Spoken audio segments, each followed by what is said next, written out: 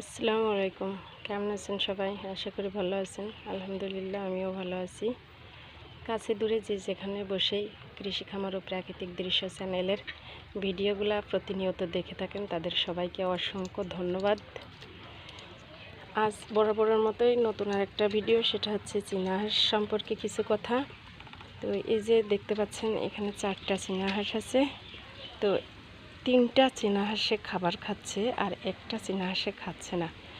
তো এর খাবার না খাওয়ার কারণ এর চুনি পায়খানা এবং সবুজ পায়খানা দুটোই, কখনো চুনি পায়খানা দেখা দিচ্ছে, কখনো সবুজ পায়খানা দেখা দিচ্ছে, যার কারণের জন্য ও খাবার থেকে মুখ সরিয়ে রেখেছে এবং কিছুটা ঝোপ ধরে বসে আছে।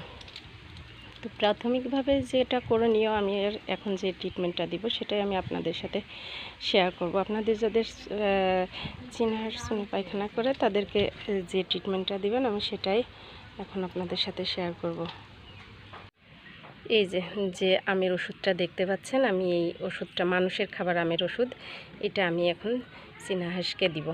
তো আপনারা যে আমের ওষুধটাই খান না কেন সেটাই আপনারা হাঁসকে খাওয়ালে পারবেন, তা থেকেই হাঁস আল্লাহর রহমতে সুস্থ হয়ে যাবে।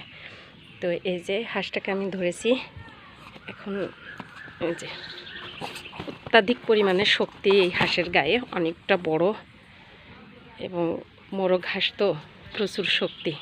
তো এখন আমি এই ওষুধটা একে যেভাবে খাওয়াবো, খাওয়ানোর নিয়মটা আমি আপনাদেরকে দেখাচ্ছি।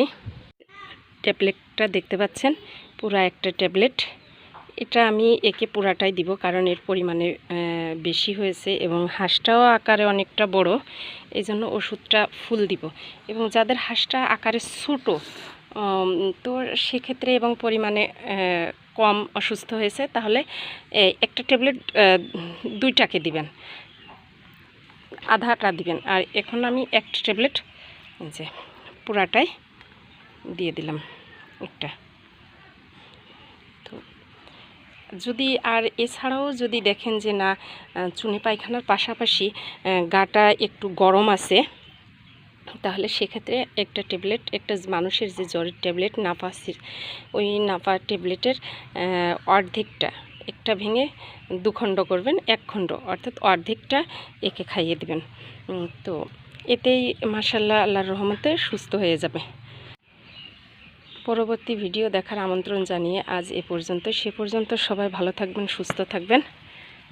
আল্লাহ হাফিজ।